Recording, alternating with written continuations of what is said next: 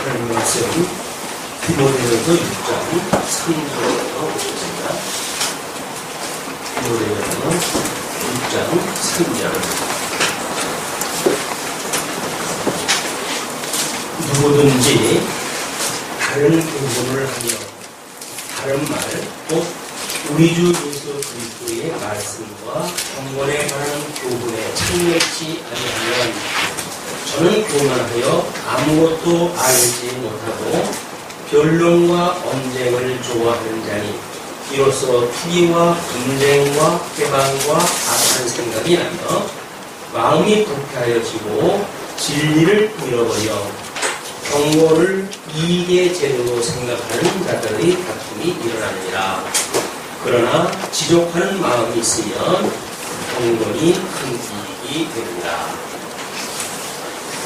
오늘 우리 살펴볼 내용은 6장 3절로부터 21절까지의 내용입니다.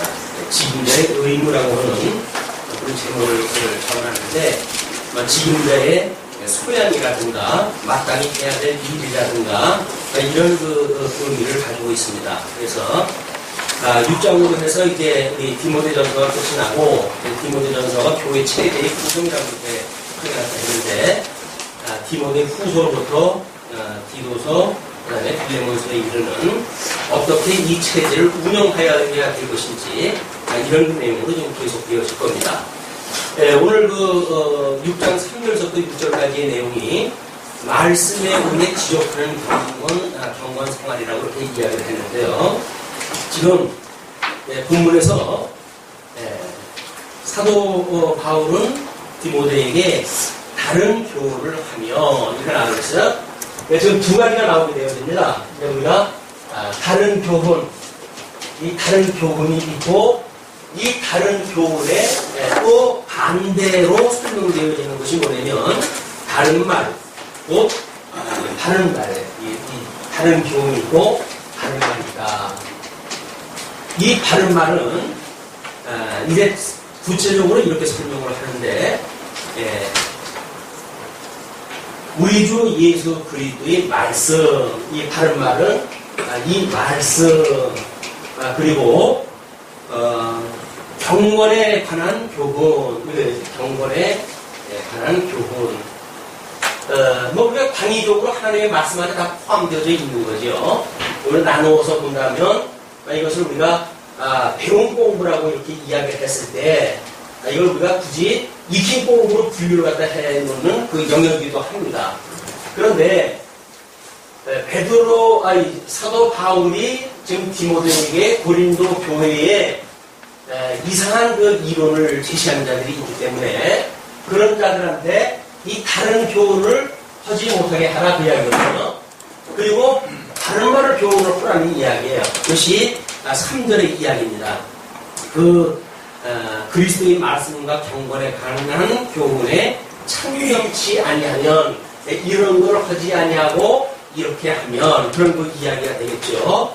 저는 교만하여 이렇게 되어 있습니다. 자, 그럼 우리가 이제 인간의 어떤 구성 요소를 영과 육이라고 하는 것을 이렇게 잡아놨어요. 이 영과 육이라고 하는 그 두 가지의 요소로 지음을 달았고, 그 다음에 이 영과 육을 묶어내는 것이 우리가 마음이라고 이야기를 했습니다. 그래서 인간의 요소를 우리가 구분하다 했을 때 이 부분을 영성이라고 그러고, 이걸 지성이라고 그랬고, 이걸 심성이라고 이렇게 이야기를 했고, 그 다음에 이걸 감성이라고 이야기를 했고, 적성이라고 이렇게 이야기를 했다. 이게 지금 주보에 제시되어져 있는 성경에서 말하고 있는 인간론에 대한 이야기입니다. 인간이라고 하는 것이 하나님 앞에 어떻게 지음을 받았고, 그리고 어떻게 더러움에 내어버려 두었고, 그리고 예수 그리스도로 말미암아서 어떻게 다시 중생되어졌는지 세 가지 요소가 다 포함되어져 있는 개념이에요. 중생으로서. 그렇기 때문에 이 아직도 육신이라고 하는 이 부분은 지금 이 죄의 권세 안에 있는 부분이고, 그 다음에 거듭나고 중생한 우리의 영혼은 생명세계에 이제 살게 되어진 새로운 피조물에 대한 이야기입니다.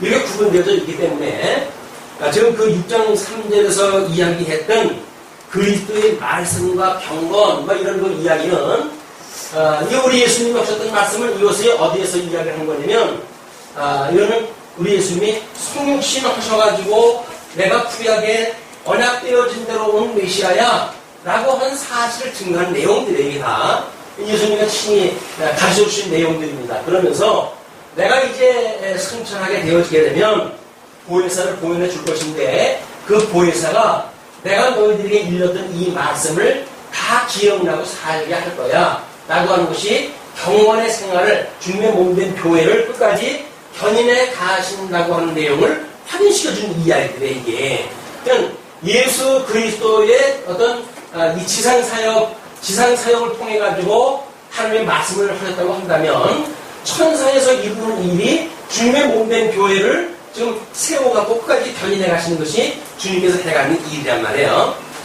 개인의 믿음 생활도 마찬가지입니다.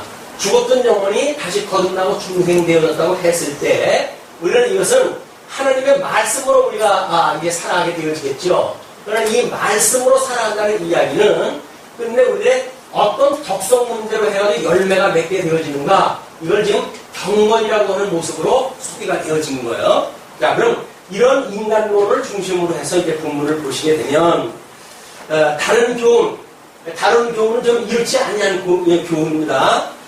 이런 거를 하게 되면, 그런 그 자는 그 이야기죠. 저는 교만하여. 이 다른 교훈을 하는 자는 특징이 교만하다는 거야. 이 교만이라고 하는 건 한마디로 하나님과 자기가 같다고 생각하는 자들을 교만이라고 이야기합니다. 하나님과 공동됨을 취하는 자들, 마치 자기가 하나님인 것처럼 착각하는 자들. 하나님만이 모든 주권을 가지고 계신 분인데 자기의 어떤 주도적이고 그런 그 주체적인 그런 삶의 모든 근원이 자기로부터 말미암는다고 생각하는 자들이 다른 교훈을 가진 자들이에요. 이 자들은 이 철학을 중심으로 해가지고 이제 고린도 교회로부터 이쪽 에베소 교회로부터 이쪽 그 헬라 철학이라고 하는 걸로 모든 사람들이 살아갈 수 있는 어떤 이 근거, 자기 삶의 근거가 철학으로부터 말미암는 자들의 일이거든요. 그렇기 때문에 이 사람들은 우리 하나님께서 우리를 죄 가운데 버려주었을 때 우리 지성이 타락되어져 있는 지성, 그래가지고 어둠에 있는 지성을 가지고 만들어내는 것이 철학의 세계예요. 그러니까 이 철학으로는 하나님이 어떤 분인지를 알 수가 없죠. 그렇기 때문에 교만할 수밖에 없는 겁니다. 지금도 마찬가지입니다. 사실론이라고 하는 이체 이후의 현대인들이 지금 사실론이라고 하는 그런 그 사상 아래 살아가고 있기 때문에 그 사람들은 일부러 하나님이 없다고 말하는 자들이에요. 하나님이 있으면 죄 문제 때문에 골치 아프거든요. 지옥 간다는 소리에 기분 나쁘거든요. 그러니까 자기네들은 그 자기네들 정의한 하나님이 없다는 거예요. 이렇게 하는 자들이 현대 모든 학문의 최상위권의 이 학문을 지금 구가하고 있는 겁니다. 이 철학으로부터 모든 지금 문화가 만들어지고 있거든요. 이거로부터 모든 문화가 만들어지고 있다. 그렇기 때문에 지금 이렇게 잘못되어져 있는 자, 하나님의 교훈이 뭔지 모르는 자, 이런 자는 교만해가지고 많은 걸 아는 것 같은데 사실은 뭐라 그러죠? 아무것도 알지 못한대요. 아무것도 알지 못하기 때문에 나타나는 특징이 있는데 변론과 언쟁을 좋아한대요. 이 철학이라고 하는 특징이 변론, 우리 기독교에도 이 변직이라고 하는 걸로 해가지고 이 진리체계를 지켰던 그런 그 시대가 있었는데 초대 때에 이 변론, 이 사람들이 좋아하는 것이 변론과 언쟁이에요. 논리정연한 자기의 주장을 가지고 아는 사람들 앞에서 어떤 입시력을 갖다 해가지고 상대방을 논리적으로 꺾어놓게 되면 엄청난 그 쾌감이 일어나거든요. 자기가 정말 이 세상에 나밖에 없어 라고 하는 자들이 이 변론과 언쟁을 좋아하는 자들이에요. 그래서 정치판에 나와가지고 변론하고 이 언쟁하는 자들도 다 이 철학이 무엇인가 그 사람 철학색을 봐야 돼요. 말로 입으로 나오는 말 몇 마디 가지고는 잘 몰라요. 그래서 그 사람들의 이 생각세계를 알게 되면 그들이 왜 그런 말을 했는지 알게 되어집니다. 왜? 이 철학으로부터 만들어진 문화를 그들이 세계관으로 갖고 있기 때문에 그래요. 그들의 세계관은 이런 철학으로부터 만들어진 세계관이거든요. 자, 근데 이게 변론과 언쟁을 좋아하는 자인데, 이 변론과 언쟁을 좋아하는 자로부터 만들어지는 것이 뭐냐면 4절에서 이렇게 구체적으로 이야기를 합니다. 투기와 분쟁. 이 좋아하는 자들은 투기와 분쟁이 일어난대요. 여기서 우리 그 주보에 나와져 있는 육체의 소욕에 쭉 나와져 있는 내용들이 좀 포함되어진 이야기예요. 투기라고 하는 건 시기에 대한 이야기인데, 그러면 투기와 분쟁, 회방과 악한 생각이 나며 전부 이 육체의 소욕으로 일어나는 그런 그 현상이 이제 일어난단 말이에요. 그래서 마음이 부패하여지고, 또 우리가 이 상실했던 마음이 예수 그리스도의 보혈의 공로 중보의 구속사역을 인해 가지고 회복이 되어진 마음 아닙니까? 이 회복되어졌던 마음인데 하나님의 이 말씀을 제대로 이걸 다른 말을 듣지 않냐고 다른 교훈을 듣게 되어지게 되면 마음이 부패하여진다. 이 마음이 부패하여진다. 그리고 진리를 잃어버려. 이 말씀을 이걸 잃어버린다. 뿐만 아니라 경건을 이익의 재료로 생각하는 자들, 이 경건이라고 하는 것이 열매라고 하지 않았어요? 이거를 이익의 재료로 삼는 거예요. 이익의 재료로 삼는다. 이걸 우리가 종교 행위라고 이렇게 이야기합니다. 종교 행위다. 이 사람들은 전부 경건에 대한 자기네들의 종교 생활을 통해 가지거나 이런 세계관에 의한 자기네의 삶을 살아갈 때 나타나는 그 주변의 사람들로 하여금 우러러움을 당하는 모든 그런 행위를 자기의 이익의 재료로 삼게 돼요. 아주 심각한 문제는 이런 철학을 가르치는 자들이 그때 있었어요. 그런 자들은 돈을 받고 이런 이익의 재료로 해가지고 이것들을 주장을 하기도 하고 피력을 하게 되어졌습니다. 그런데 이런 것들은 전부 이 마음이 부패하여졌고 뿐만 아니라 이 지성, 우리의 이 어떤 하나님을 아는 지식들은 잃어버려져가지고 하나님이 했다고 하면 까맣게 모르는 자들이에요. 이게 결국 나타나는 열매들은 자기가 나타낸 행위를 가지고 뭐 이익의 재료라고 이야기를 했으니까 우리가 이익이 거래 되면 어떻게 경제적인 문제로만 이것을 보기가 쉽죠. 이익의 재료라고 그랬으니까. 근데 이 이익이라고 하는 것은 사회적인 영역도 정치적인 영역도 다 포함되어지는 개념이에요.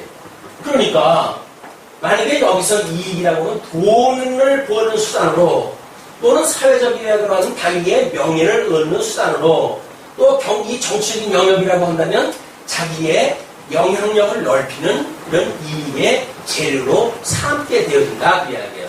그러니까 이 이야기는 결국 뭡니까? 이 종교 행위라고 하는 거는 이 해 안에서 살아가는 그렇죠? 어떤 우리 영원하신 하나님의 새 생명을 놓고 살아가는 사람들이 아니라 사망 권세 안에서 그냥 해 아래에서 이 해 아래에서 살아가는 보통 사람들의 삶으로 전락되어지는 겁니다. 이걸 전부 해 아래의 가치를 절대 가치로 여기는 사람들이에요. 분명히 우리는 이 해 아래 거는 상대적이라고 이렇게 이야기를 하지 않았어요? 근데 상대적 가치가 아니라 이걸 절대적인 가치로 깨닫게 되어지기 때문에 끊임없이 변론과 언쟁을 할 수밖에 없는 거예요. 여기서 다 옳고 불고를 이렇게 결정을 지겠다는 이야기거든요. 그런데 우리 사도 바울이 디모데에게 먼저 그 에베소에 있는 유대주의라든가 또는 헬라파 사람들이 영지주의의 영향을 받아가지고 있었던 문제를 한번 언급을 해가지고 교육한 적이 있어요, 앞에서. 근데 이 해아래의 가치를 가진 자들이 전부 포함되는 이야기들이에요. 다 포함되어지는 일이다. 근데 우리는 이 신령한 것으로 왜 예수를 믿는다는 이야기는 그게 아니잖아요. 그것이 지적하는 마음이 있으면 이 마음이 부패한 것이 아니라 이 마음이 한 가지는 이 죄의 영역 아래에 있는 마음이고 또 한 가지는 생명세계에 있는 마음으로 나뉘어져 있잖아요. 이 생명세계에 있는 우리들의 마음은 지족해요. 족함을 알아요. 족함을 안다는 이야기는 이것이 어떤 절대적인 가치가 아니라 수단적 가치로 여겨지기 때문에 이 우애에 있는 일들을 이것만이 절대 가치임을 깨닫는 사람들이에요. 이걸 우리가 종교 행위가 아니라 이걸 믿음의 행위다. 이렇게 구분을 하는 겁니다. 그러니까 하나님의 말씀을 제대로 깨닫지 못하게 되면 성경을 가지고 공부를 하든 마찬가지예요. 다 성경이 말하고자 하는 것이 아니라 다른 교훈을 말하는 자들이 있어요. 그 다른 교훈이 이 말씀이 우리 예수 그리스도의 그 말씀이 아니고 또 이 경건케 하는 그런 그 훈련이 아니라 세상을 살아가는 방법에 대한 것들을 논하는 모든 종교 행위가 여기 포함되어지는 거예요. 그럼 성경을 가지고 하나님에 대하여 공부한다고 하면서도 하나님을 배우는 것이 아니라 뭘 배우는 거예요? 세상 살아가는 방법을 배우는 거예요. 어떻게 신앙생활을 하면 복을 받고 어떻게 신앙생활을 하게 되면 내가 이런 것들을 얻게 되어지는가, 이것에 관심이 있는 거지. 하나님이 어떠한 분이기 때문에 하나님을 경외하는 것으로 나는 족해요. 나는 이 세상에 이런 것들이 많든 적든 또는 강하든 약하든 귀하든 천하든 상관없이 나는 오직 하나님의 자녀가 되어졌다고 하는 그 자체만 가지고 나는 족한 사람이에요 라고 믿는 사람들이 믿음의 행위를 가지고 살아가는 사람들이란 말이에요. 그렇지 않은 사람들은 여기서 무엇인가 얻어져야 돼요. 여기서 뭔가 명예가 되어져야 돼요. 세상을 살아가는데 제일 중요한 것이 뭐라고 생각을 하십니까? 그게 자랑거리예요. 자랑거리가 없으면 세상 살아갈 맛이 안 납니다. 심지어 자기 자녀들도 우리 자녀는 학교에서 몇 등을 했고 그 다음에 뭘 갖다 잘해가지고 무슨 장학금을 받았고 이렇게 아주 자랑거리가 있어요. 자녀 키우는 보람이 있지. 우리 애는요 학교 가지고 선생님한테 반성문 써오라고 그랬고요. 그래가지고 맨날 집에 와가지고 엄마한테 도장 받아가고 그러고 그런답니다. 나도 하는 말은 부끄러워서 할 수가 없어요. 내 새끼인 게 창피해. 또 내 새끼가 창피한 것이 그 자녀 부모 간에 이게 관계입니까? 다른 관계입니까? 아닌 거 아니에요. 그 이야기는 다른 복음으로 우리 다른 교훈으로 이미 여기가 녹슬었다는 거예요. 그런데 자녀임에도 불구하고 내 가족임에도 불구하고 부끄러워요. 저 인간은 나하고 같이 사는다는 게 부끄러워. 같은 해안에 있다는 것이 영 나한테 수치야. 이래가지고 세상을 떠나는 사람들이 간혹 있죠. 또는 뭐 떠나가지고 어디 저쪽 기도원이라 이런 데 숨어가지고 신앙을 한다거나 이렇게 하는 사람들이 있는데 많은 사람들 있는 데에서 그렇게 살지 못한다고 한다면 이 의미가 없어요. 정말 우리는 그냥 그리스도 안에서 나하고 하나님께서 함께 어떤 깨달아 갈 수 있는, 하나님을 배우고 깨달아 갈 수 있는 수단으로 주어진 것으로 인정되어졌을 때 우리는 그 자녀가 그냥 자녀 자체로 우리는 감사하는 거예요. 그래서 흔히 건강한 사람들은 욕심을 부려가지고 학교에서 몇 공 하느냐, 어떤 대학을 들어갔냐 때문에 이 자녀를 판단하잖아요. 근데 지병을 크게 앓고 있는 아이를 가지고 있는 부모들은 그런 거는 아무도 없습니다. 그냥 건강한 거 하나만 가지고 그 사람 행복해요. 그래가지고 그 아이에다가 자기의 온 삶을 올인할 수 있는 그거는 만약에 이런 사람들처럼 그게 부끄러우면 어디다 보내버려야죠.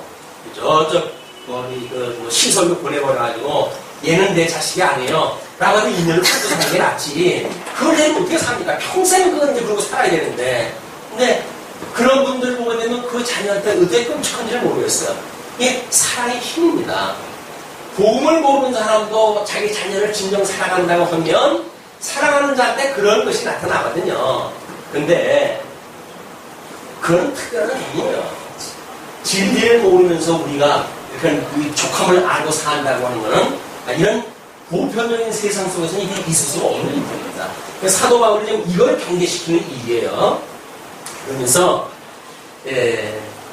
지적하는 마음이 있으면 경건이 큰 이익이 돼요.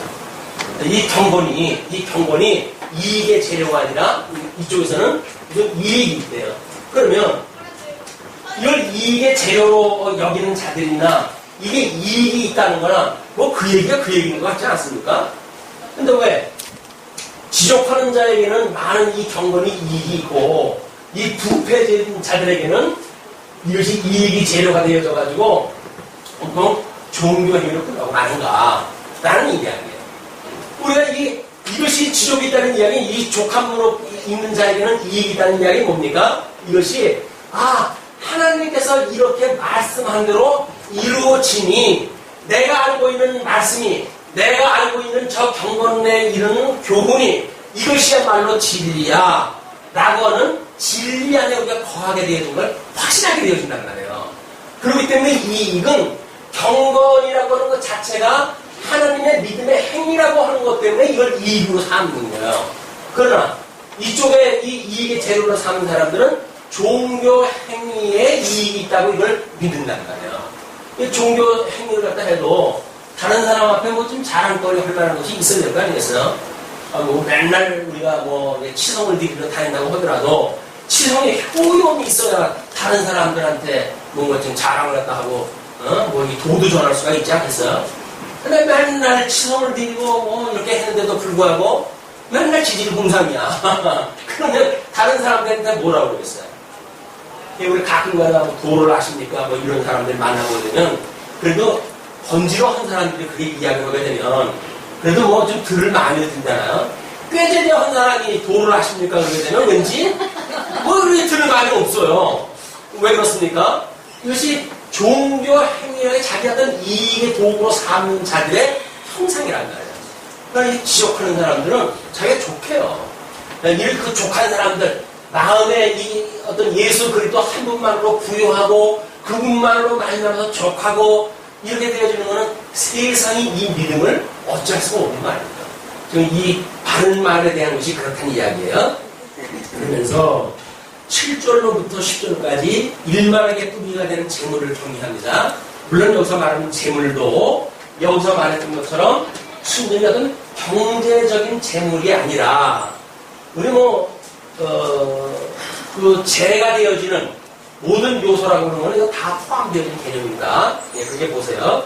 자, 그러면서 7절서부터 우리가 세상에 아무것도 가지고 온 것이 없음에 누구든지 다 그렇게 말하죠.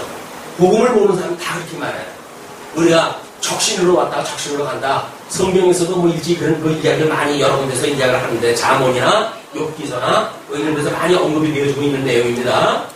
우리가 세상에 아무것도 가지고 온 것이 없음에 또한 아무것도 가지고 가지 못하리니 동의하십니까? 여기서 우리 육체가 눈을 감게 되어지는 그 순간 우리는 이 세상에 있던 모든 일들과는 이별이에요. 여기서 뭐 끔찍하게 여겼던 어떤 그런 그 요소가 있다고 할지라도 눈을 감을 적에는 전부 이거를 우리가 무시가 되어져요. 그래서 사람이 죽게 되어지게 되면 손을 펴고 죽습니다. 손을 펴고 죽어요. 나 빈손으로 가네. 자녀들한테 마지막으로 교훈이 뭐예요?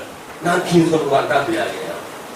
근데 그거를 그렇게 하면 어떡합니까? 해가지고 억지로 입을 벌려가지고 뭐 여행하는데 고기 끊어주면 안 돼요. 쌀 집어넣고 뭐 해가지고 돈 집어주고 이렇게 해가지고 이야기하면 이 세상적인 생각을 가지고 이것이 마다하고 떠나는 사람들을 우리가 환송하는 방법이란 말이에요. 그게 우리 아마 토속적인 장례 문화가 아닌가 보여집니다.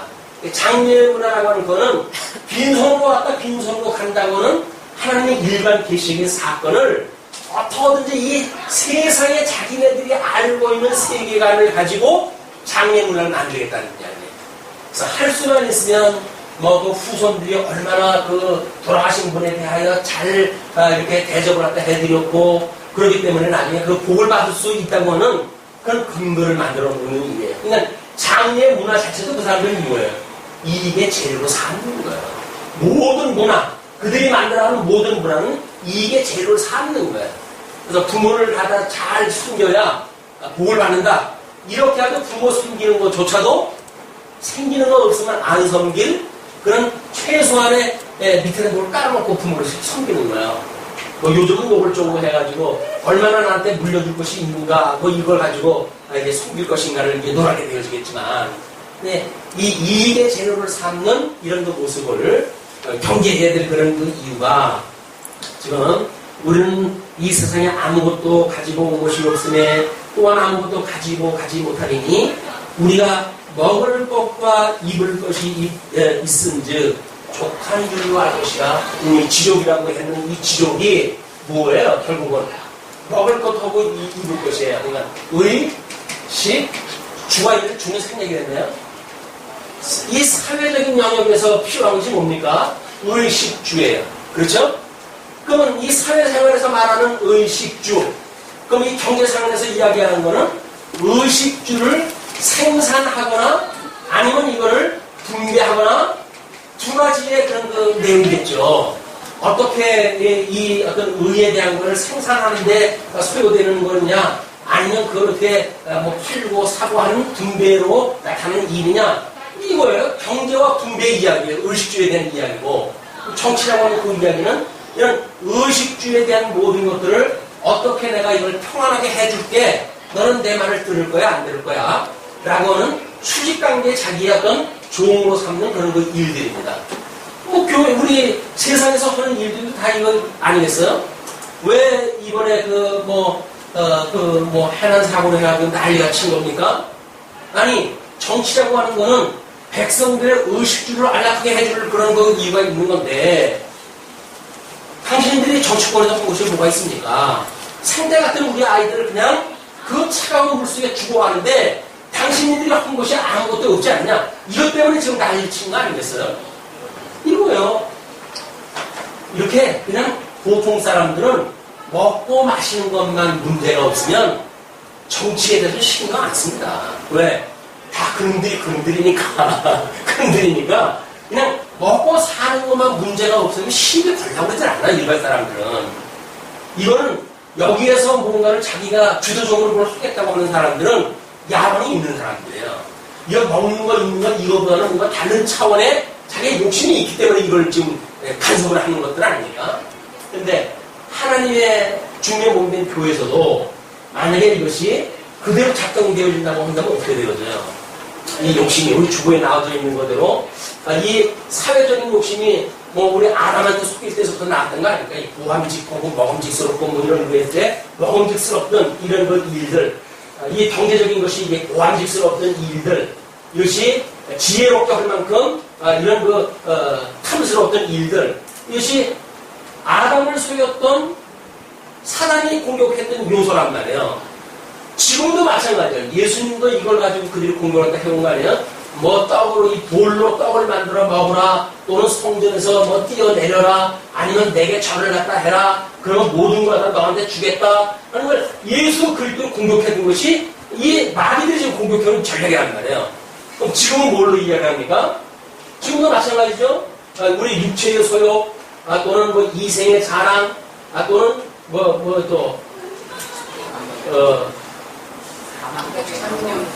안목의 정령, 이생의 자랑, 이렇게 이야기를 한단 말이에요. 그러니까 지금도 여전히 마귀와 사단들은 이 육체의 소욕이라고 하는 걸 이걸 작동을 시켜가지고 우리한테 이걸 공격해오는 거예요. 이게 끊임없이.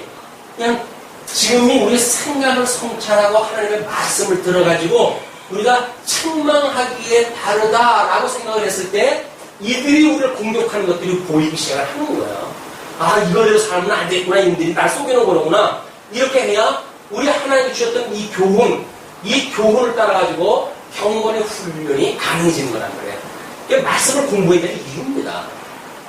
말씀이 없이 아유 쟤는 천상 효자야, 아무런 소용이 없어요. 말씀 없는 효자가 무슨 소용이 있습니까? 말씀을 모르는 경제 대통령 우리나라의 삼성 이건희 씨 정도 되니까 그분이 무슨 소용이 있어요? 우리 이건희 씨 아버님께서 10가지 질문을 다 하지 않았어요? 왜? 종교에 대한 모든 문제에 대해서 설명이 안 되는 거예요. 해석이 안 되는 거예요. 궁금하긴 한데 자기가 정말 최선의 노력을 다해가지고 세상에 대한민국의 제일 가는 갑부가 되어졌는데도 불구하고 뭔가 풀리지 않는 문제가 있는 거예요. 근데 그걸 누구한테 물어봐도 대답을 해주는 사람이 없네. 근데 그걸 공개 질문을 다 했잖아요. 근데 그 공개 질문에 누가 대답을 했는지 아십니까? 무식하면 용감하다고 이만희 씨가 와서 대답을 했어. 이만희 씨라고 하는 신천지라고 하는 교단이 있는데 그 돈에 그분이 자기의 논리를 가지고 설명을 쫙 해줬어요. 물론 자기 나름대로 논리가 있죠. 그러나 이 조컴을 아는 하나님의 비밀을 깨닫는 데는 도달할 수가 없습니다. 이 세상의 논리가 있거든. 자, 이제 우리가 먹을 것과 입을 것이 있으면 족한 줄과 알 것이니라. 그래서 우리가 구할 걸 꼭 뭐라 그랬어요, 하나님께서. 너희는 무엇을 먹을까 마실까 이런 거 구하지 마라. 예, 큰 것이 그랬어요. 뭘 먹을까 마실까 이런 거 구하지 마라. 다만 뭘 구하라고요? 그의 의와 나라를 구하라 그랬어요. 그의 의와 나라를 구해라. 그러면 이거는 하나님 배우고 깨달아 가기에 하나님께서 수단적으로 주어진 것이기 때문에 필요한 거 하나님 다 아신다는 거예요. 그냥 주시겠다는 거예요. 근데 문제는 뭐예요? 하나님이 주신 것이 내 욕심에 차질 않아. 이게 자기의 욕심이 지금 문제지 하나님이 주신 게 문제가 아니란 말이에요. 하나님이 주는 게 우리 문제가 있다고 이야기를 하거든요. 거기다 또 뭐 심지어 우리 입장까지 바꿔놓자고 이야기하고 되니까 하나님이 뭐 답답하다고 피도 모르고 입장을 바꿔놓고 생각도 없겠어요. 우리는 답답하기도 하나님 앞에 왜 다른 사람 많이 주고 나는 조금 주느냐는 이야기예요. 다른 사람은 예쁘게 만들어놓고 난 왜 이렇게 못나게 만들어놨느냐 이야기거든요. 하나님께서 보시기에는 야, 열 손가락 깨물어가지고 아픈 손가락이 어딨니? 내가 너를 얼마나 끔찍이 예쁘게 보는데 아니, 하나님이 보시기에 예쁘면 됐지. 자기 눈의 기준이 맞아야 되니까 맨날 거울 보고 사는 거야. 거울아 거울아 누가 이 세상에 제일 예쁘니? 그래가지고 저도 마녀의 속임수를 복음을 모르는 사람들이 만들어놓은 이솝의 이야기도 그런 것들이 만들어지는 겁니다. 하나님께서 주신 것이 이것이 만사가 하늘로부터 은혜의 선물이다. 이거는 우리 그걸 은사를 모신 걸로 설명을 했잖아요. 은혜의 선물이라고 여겨지게 되면 비록 그것이 정말 어떤 이 비만 막을 수 있는 그런 천막 같은 집에 내가 산다고 할지라도 하나님이 주시는 선물로 믿어지게 되면 얼마나 감지덕지할 거예요.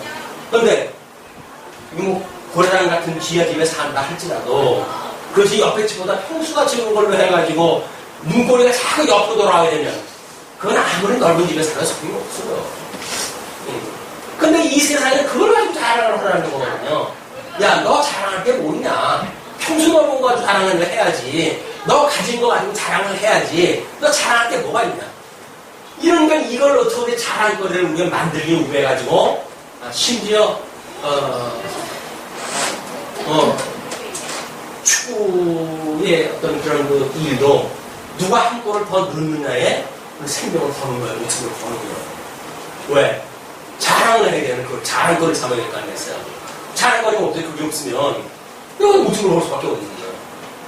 어떤 사람은 저는 골프에 대한 내용을 잘 모르니까 한 따스 줄이는 거에 의해 가지고 그 사람은 아주 최고의 월간 계획, 주간 계획까지 다 세워놓고 살아낸 사람이 있다는데 한타 줄이는 것이 얼마나 힘든 건지 모르겠습니다만은 그게 그 사람은 여기서 살아가는 목적인 거예요. 왜?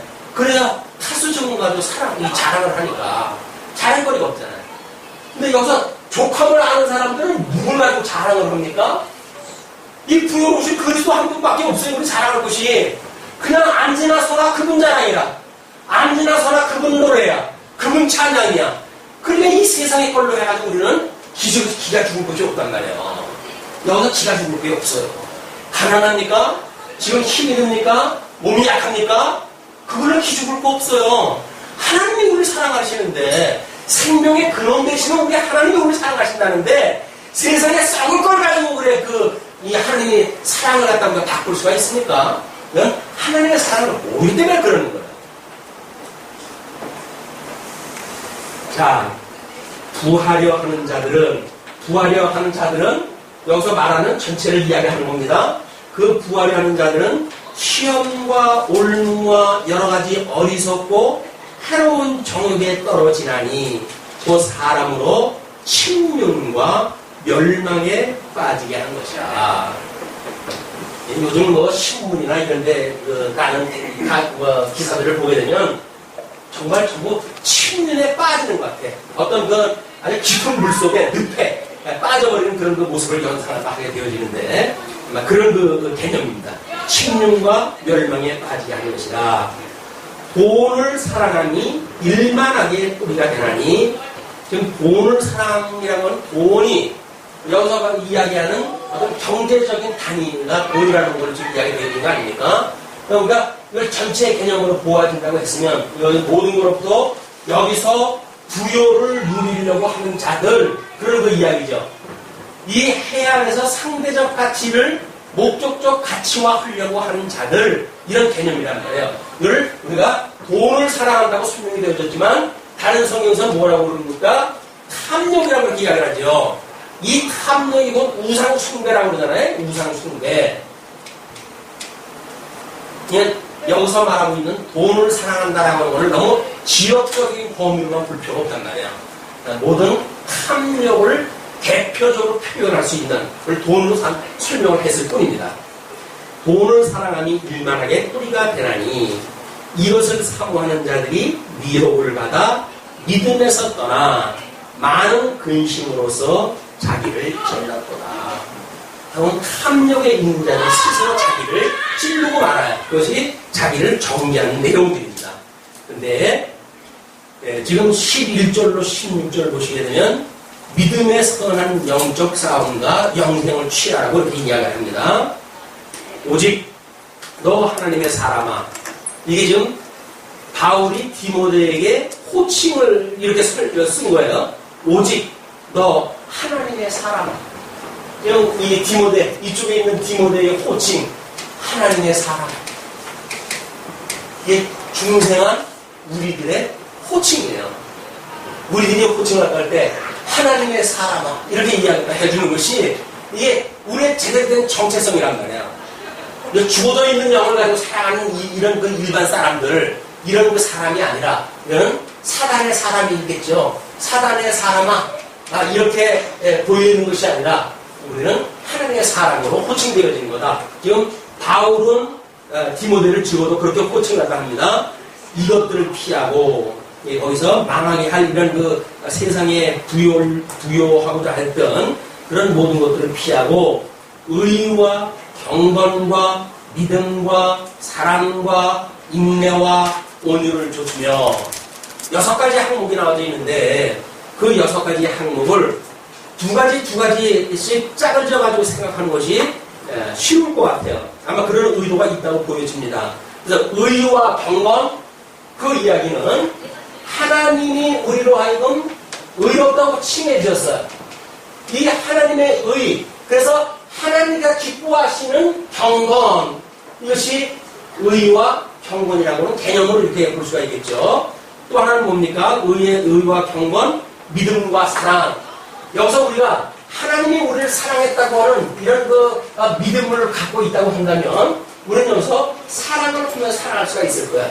그래서 믿음과 사랑.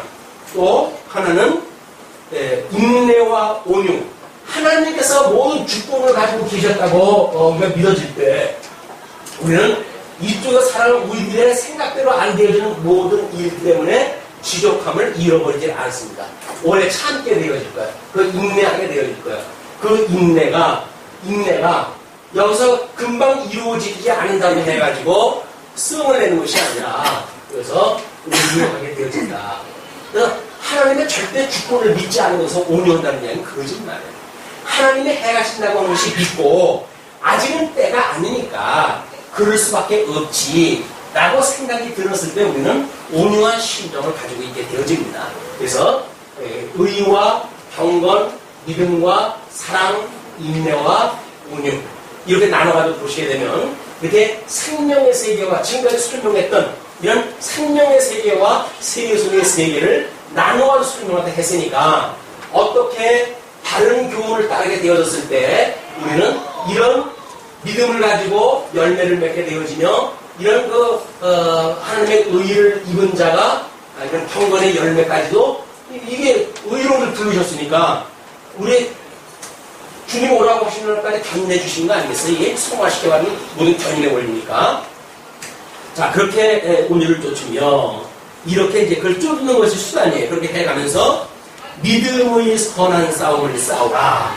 이렇게 하는 이런 그 믿음으로, 그죠? 이 믿음으로 어떻게 하라고요? 선한 싸움을 싸우라. 선한 싸움. 지금까지 이 대비되어진 건 뭐예요? 전부 전쟁의 이게 적전의 적전.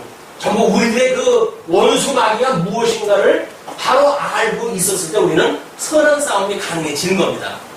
그런데 어떤 게 선한 건지도 모르고 어떻게 싸우고 그랬어요. 내 편인지 네 편인지 모르면서 어떻게 싸우고 그랬어요. 결국은 여기서 뭐 이렇게 변론이나 하고 언쟁을 하고 즐기고 하는 사람이라는 건 이건 뭐예요? 선한 싸움이라는 겁니까? 뭡니까? 아닌 거예요. 그래서 우리 뭐 기독교 2000년사를 보게 되면 끊임없이 진리체계를 세우기 위해 가지고 수많은 그런 그 변론이 만들어져 왔거든요. 그런데 변론이 만들어져 왔는데 재미난 거는 거기에서 어떤 진리를 지켜왔던 것들이 있죠. 교회에서 그렇게 이야기해요. 기독론이라고 하는 걸 또 했을 때도 뭐라고 이야기를 하냐면 이 변론의 내용을 보게 되면 예수는 참 인간이다. 이렇게 이야기를 해요.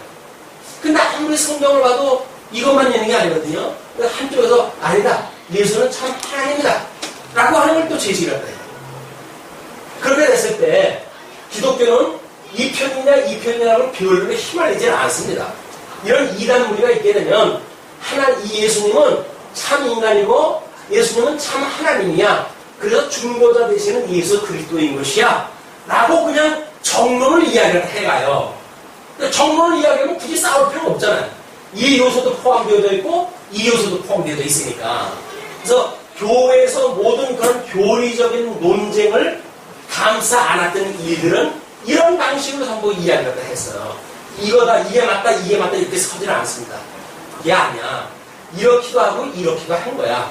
그렇기 때문에 이렇지 않다고 하는 사람은 잘못되어진 거다. 그리고 이렇지 않다고 하는 사람도 잘못되어진 거야. 다 이렇다고 믿어져야 되는 거야. 라고 하는 것이 기독교에서 진리를 지켜왔던 이 어떤 방법이에요. 어떤 한쪽에 치우쳐가지고 우리가 한때는 뭐 대단한 신학이나 하는 걸로 같아가지고 과거의 어떤 신학들을 싸잡아가지고 비난하고 그랬거든요. 근데 한참 지나고 보니까 참 칼빈 신학을 하다가 막 비난을 하고 그랬어요. 아마 그때 그러면서 자주적으로 한 얘기가 있죠. 칼빈이 지금 만약에 다시 살아난다고 한다면 내가 언제 그랬냐? 아니 그 사람이 만약에 했던 학문을 우리 어느 정도 비슷한 수준에나 올라왔다든지 이렇게 했으면 그 사람을 깔 수가 있겠죠. 근데 그 사람이 이야기했던 내용도 다 파악을 못해요, 지금 수준으로. 근데 그 사람은 어떻게 비난을 하겠어요? 그런데도 우리는 무식하면 우리가 용감하다고. 한글로 또 번역되어진 걸 또 번역하고 또 번역하고 몇 번 번역되어진 한글판을 가지고 마치 칼빈이 말하는 그 본질의 이야기냐? 그걸 우리가 공경을 하다 하고 그랬거든요. 근데 얼마나 무식했으면 용감을 했을까? 우리가 벼도 익으면 머리를 숙인다고 그러잖아요. 학문세계도 마찬가지입니다. 어느 정도 이렇게 학문세계의 깊이가 있게 되면 부분적인 변증에 싸우지는 않아요. 그래요? 그런 거죠. 그 사람이 그렇게 보겠다는데 그걸 굳이 싸울 게 뭐가 있어요? 그래요? 그냥 그런 거 말하면 되는 거지. 그런데 우리가 이 복음을 가르쳤을 때 성경이 말하고자 하는 복음이 무엇인가 이 전체를 이야기를 하면 되지. 이건 이래서 안 되고 저건 저래서 안 되고 이거 변종할 때는 시간이 모자라요. 우리 인생을 살아가는 시간이 모자라요. 그냥 성경만 부지런히 읽고 성경만 공부하는 것이 최상의 방법이다. 자, 그래서 이렇게 이제 선한 싸움을 싸는데 영생을 취하래요. 그게 결국 뭡니까? 이런 믿음을 가지고 선한 싸움을 싸운다는 열매, 궁극적인 열매가 뭐예요? 여기서 나오는 그 열매가 이것이 영생이란 말이에요. 이 믿음으로 말미암아서 영생에 이르게 되어지는 우리 영원한 생명이 이르는 데까지 구원이 이르는 거니까요. 우리는 의롭다고 칭함을 받았다고 하는 그 수준에 있으면서 이미 영생을 얻었고 그렇기 때문에 그 삶의 과정에 살아가는 모든 행위는 나하고 아무 상관이 없어 라고 말하는 사람들은 아무것도 모르는 거다 그 이야기예요. 이 바른 교훈을 알게 되면 경건이라고 하는 익힌 공부에까지 끝까지 이걸 가야 되는 거예요. 이걸 모르는 사람은 아무것도 모르는 사람이잖아. 이거는 진리를 모르는 사람들이에요. 올 한 번 구원받으면 영원한 구원을 받았기 때문에 무슨 죄를 져도 이제는 우리는 구원을 받는다고 하는 그런 방법이 어디 있습니까? 그것이 뭐 요즘 하도 그런 걸로 해가지고 한국교회뿐이 아니에요. 과거에 그것이 그런 그 이신층의 논의 때문에 교회가 시끌벅적했거든요. 그래서 칼빈도 어떻든지 그 칭의로부터 송아라고 하는 가정을 설명하기 위해서 십계명을 끌어들여가는 것을 다 설명을 했어요. 너희들 의료도 승해졌지만 이렇게 해가지고 하나님께서 우리에게 도덕법을 주었으니까 이건 이렇게 지켜야 되는 거야. 성경을 통해가지고 원리 설명을 못했지만 자기는 그건 아닌 것 같다. 그냥 뭐 예수 믿네라고 해가지고 지금대로 살다가 천국 간다는 이야기는 왠지 말이 안 되니까 어떻든지 믿음 그 이후의 삶에 대한 걸 이야기하고 싶었던 거야. 그래가지고 십계명을 가지고 설명을 해왔어요. 그래서 친구는 이건 신앙가서 우리가 해야 된다. 우리는 뭐라고 이제 그것이 예수 그리스도를 만나면 의롭게 칭함을 받았고 예수 그리스도가 성령을 보내주셔가지고 여전히 지금도 우리들로 하여금 믿음을 간직하게 하셔가지고 영생에 이르도록 우리 주님께서 해가신다고 하는 걸 믿잖아요. 그럼 예수를 믿는다 그 이야기란 말이에요. 우리 주님께서 우리를 이렇게 해가신다고 하는 걸 믿는 것이 믿음인 거예요. 성경을 우리가 깨달았으니까 이제는 내가 살아가야지 라고 하는 뭐예요? 마찬가지로 이익의 재료로 사는 일이에요. 내가 그렇게 할 수 있다고 믿어지게 되는 건 이익의 재료란 말이에요. 왜? 내가 자랑할 거 아니에요. 내가 성경을 깨달았으니까 이런 것이 있대요. 그러면 나는 이렇게 성경을 믿고 이렇게 살았어요. 라고 만약에 말한다고 한다면 성경을 읽고 그 다음에 살아갔던 그 주체는 자기예요. 그렇기 때문에 그 자랑은 누구한테 돌아갑니까? 자기한테 돌아가죠. 지금 만약에 성경을 바르게 우리가 알고 바르게 믿고 바르게 살지 않는 많은 기독교는 종교 생활로 전락되어져 있는 그런 부분이 매우 농용합니다. 성경대로 산다고 하는 의미가 마치 문자를 이해를 해가지고 내가 그게 실천으로 살아간다고 이야기한다면 내가 갖는다고 믿는단 말이에요. 그것이 아니라 만사를 언약대로 이루시는 여호와 하나님께서 아담에게 했던 언약을 둘째 아담이신 예수님을 통해서 온전히 이루어 가신다고 하는 사실을 믿는 것이 믿음이란 말이에요. 지금 누가 해주신다고 믿는 거예요? 다 주님께서 해하신 걸 믿는 거예요. 그게 예수를 믿는 거예요. 말로는 예수 그리스도를 믿는다고 하면서 예수님은 저쪽으로 치워놓고 자기가 그걸 이룬다고 생각을 하니까 그건 예수를 믿는 게 아니라 이름은 갖다 쓰죠. 예수의 이름으로 내가 이렇게 합니다. 예수 이름으로 하는 것이 아니라 자기를 자랑 삼으려고 하는 이익의 재료로 삼는 그런 거 모순이다. 네, 내가 지금 이 부르심을 입었고 이를 위하여 내가 부르심을 입었고 많은 증인 앞에서 선한 증거를 하였으니 지금 사도 그 바울이 디모데에게 네가 지금까지 그렇게 해왔다는 이야기죠. 그러면서 13절 이렇게 설명을 합니다. 그걸 폭넓게 만물을 살게 하신 하나님 앞과 그러니까 사도신경을 할 때 우리가 뭐라 그래요? 천지를 지으신 아버지 하나님을 내가 믿사오며 그 구약에서 언약되어진 그 하나님이 하시는 모든 그 하나님 그 앞과 뿐만 아니라 그 언약대로 오셨던 예수 그리스도 그렇기 때문에 본디오 빌라도를 향하여 선한 증거로 증거하신 그리스도 예수 앞에서 그 예수님은 하나님의 아들로 이 땅에 오셔가지고 결국은 누구 앞에서 자기를 죽인다고 했던 본디오 빌라도 앞에서 증거를 갖다 했어요. 그것이 믿는 디모데의 삶이란 말이에요. 이 세상의 어떠한 권세 앞에서도 이 복음의 본론을 본질을 소개하는데 꺼리낌이 없었던 이런 디모데에게 지금 이 표현을 한 거니까 디모데에 그걸 지금 강조를 하는 거예요.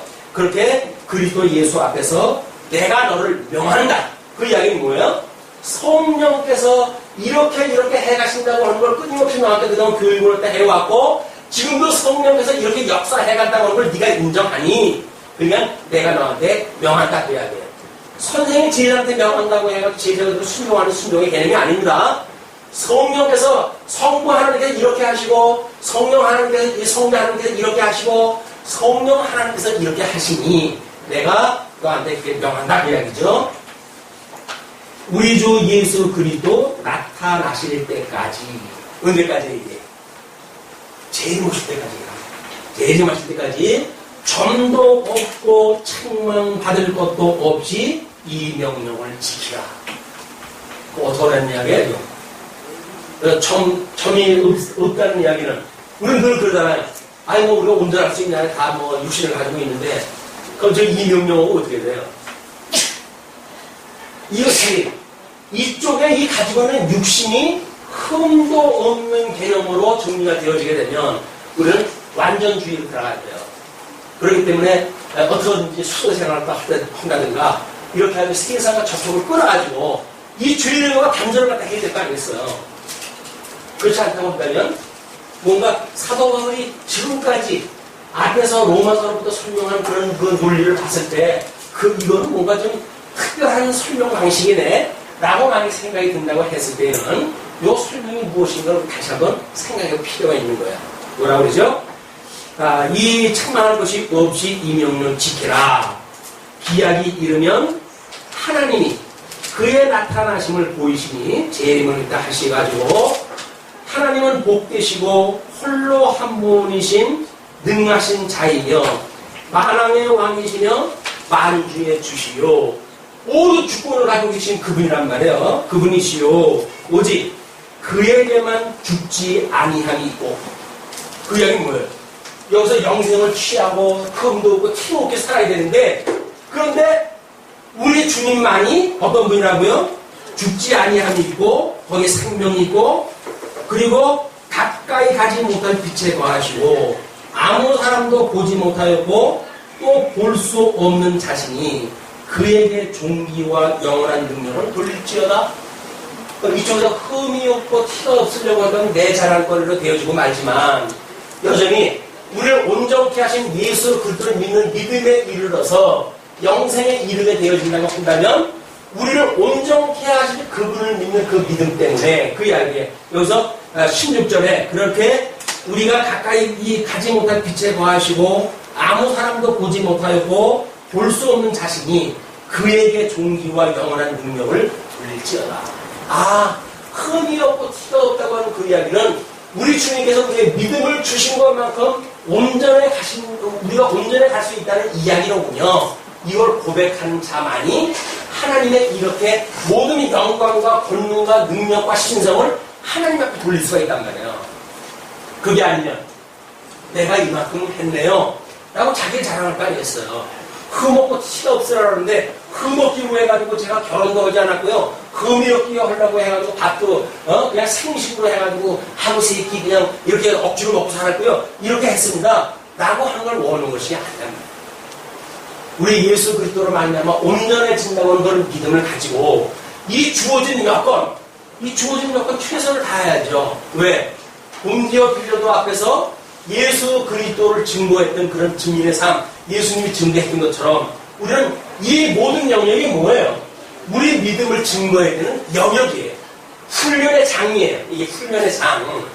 여기서 어떤 이익의 재료를 갖다가 빼내려고 할 것이 아니라 어떻게 하면 이 전 영역을 통해 가지고 우리가 하나님을 배우고 익히는 이런 우리 신학의 장으로 승화되어져 갈 것인가, 하나님을 아는 지식으로 우리가 성장할 것인가, 이런 개념이 달라는 이야기예요. 17절로 19절 세대의 부한 자들을 선한 일에 부하다고 이렇게 이야기를 합니다. 내가 이 세대의 부한 자들을 명하여 마음을 높이지 말고 정함이 없는 재물에 소망을 두지 말고, 마찬가지로 그 재물은 당위적인 그런 재물로 개념을 확장을 시키시고 소망을 두지 말고 오직 우리에게 모든 것을 후히 주사 누리게 하시는 하나님께 두며, 그러니까 생명의 근원이 되시는 하나님 앞에 생명을 맡기면 부족할 것이 없죠. 근데 육신을 가지고 있으면서 여기서 생명을 우리가 어떻게든지 나의 힘으로 해도 건강을 추구하고 싶고 나의 어떤 힘으로 해도 수를 늘리고 싶고 이렇게 이야기를 하고 있으니까 이거는 안 된다는 거예요. 온전하신 우리 하나님께서 우리를 생명의 근원 되시는 그분을 우리가 믿게 되어지게 되면 그게 온전한 거 아니에요? 그리고 우리는 이 족함을 알 수가 있단 말이에요. 하나님께서 이런 거 다 족한 거예요. 우리가 이쪽 세상 사람들이 봤을 적에는 예수 믿는데 왜 이렇게 병이 들었냐? 라고 조롱을 한다 하는지 모르겠지만 우리 주님께서 보시는 영적으로 건강한 이 건강만 가지고도 나는 차고 넘쳐요 주님 라고 생각할 수가 있는 거 아니겠어요? 근데 왜 세상 사람들이 건강해야 된다고 하는 기준에다가 우리가 이 기준을 끌어내려야 되냐고요. 그러니까 세상에 우선 고달픈 거예요. 거기다 맞추려고 살려니까. 점점 하나님의 말씀은 약해지고 없어져버리고 이쪽으로 자꾸 내려와 버리니까. 후의주사 누리게 하시는 하나님께 두며 선한 일을 행하고 선한 사업에 부하고 나눠주기를 좋아하며 동정하는 자가 되라. 이쪽에서 이게 다 하나님께서 주시는 거구나. 내 건지라도 이게 다 주님 거네. 주님의 영광을 위해서 이렇게 쓰시는 거네. 라고 만약에 믿는 믿음이 되어지게 되면 비로소 우리 주보에 나와져 있는 사회생활의 원리가 뭐라 그랬어요? 사적생의 원리가 나타나고 염직보의 원리가 나타나고 그리고 공주치의 원리가 나타나는 거예요. 자, 그러면서 이것이 장래에 자기를 위하여 좋은 토를 쌓아 참된 생명을 취하는 것이니라. 결국은 예수 그리스도 단서 위에 집을 지어가지고 영생에까지 이르게 되어진다. 그런 이야기입니다. 그러면서 20절로 21절 지식의 헛된 기원을 해서 믿음을 지키자 그런 이야기를 합니다. 디모데야 내게 부탁한 것을 지키고 거짓되이 일컫는 지식에 망령되고 허탄한 말과 변론을 피하라. 그래서 성경 가지고 토론하자고 이렇게 댕겨들고 뭐 이렇게 하는 사람들이 있게 되면 1대1로 변정할 필요가 없어요. 누가 궁금하시니까 궁금한 거 있으면 제가 알려드리고요. 저를 설득하려고 한다면 그럴 필요 없어요. 저는 따로 이렇게 성경을 공부하고 있고 성경을 나름대로 공부하고 있으니까 당신의 그런 거 논리에 의해서 이러고저러고 시간을 보내기가 쉽지 않습니다. 미안하지만 다른 분을 찾아가시오라 가지고 사양을 하는 게 좋아요. 이란들한테 걸려가지고 변론을 갖다 너 하면 잘 걸렸다. 다른데 내가 성경을 내가 어떻게 안전하라 해가지고 그냥 우리는 뭐 그런 호기심이 있잖아요. 이 인간이 지가 알면 뭐 얼마나 안 될까. 너 잘 됐다. 너 옆에 앉으시오. 차까지 내주면서 다가도 내주면서 그래가지고 죽이려고 있어요. 대접을 하는 게 뭐예요? 사랑해서 대접을 하는 게 아니라 죽이려고 지금 죽이는 그 소에다 영을 내리주듯이 죽이려고 해가지고 차 대접하고 다 대접하는 거 아니에요? 성경은 진리를 가지고 너를 갖다 무너뜨리라 이렇게 이야기하는데 지혜로운 그런 그 자세는 아니라고 보여집니다. 이것을 좇는 사람들이 있어 믿음에서 벗어납니다. 이쪽으로 추구하는 사람은 믿음에 다 없어요. 우리 젊었을 때 성경 공부하고 뭐 이런 쪽에 특별히 이상한 한국에 관심하는 사람들이 있어요. 그런 그 분들이 지금까지 살아계신 분들은 별반 없어요. 잘 것들 절로 갖고 있고 어떤 데는 다른 데로 갖고 있고 그렇게 했지 이걸 아주 진리 붙고 사는 데는 별로 없어요. 쫓는 사람이 있어 믿음에서 벗어나느니라. 은혜가 너희와 함께 있을지어다. 다른 데서는 그 인사 말도 상당히 길었잖아요. 근데 단 한마디로 합니다. 은혜가 너희와 함께 있을지어다. 하나님의 은혜면 모든 것들로 좋게지고 모든 걸 다 하는데 궁극적인 답이 있으니 이렇게 혼잡스럽고 이렇게 어떤 그 상대적이고 또 양극단적이고 이래가지고 너무 부분적이고 이런 것들에 참여하지 마라. 본질적인 거에 생각을 해라. 이 본능들을 보게 되면 이건 다 수단적으로 널 하나님을 깨닫는 도구로 주어진 거니까 여기에 다른 거에 빠지지 않도록 조심해라. 예. 기도하시죠.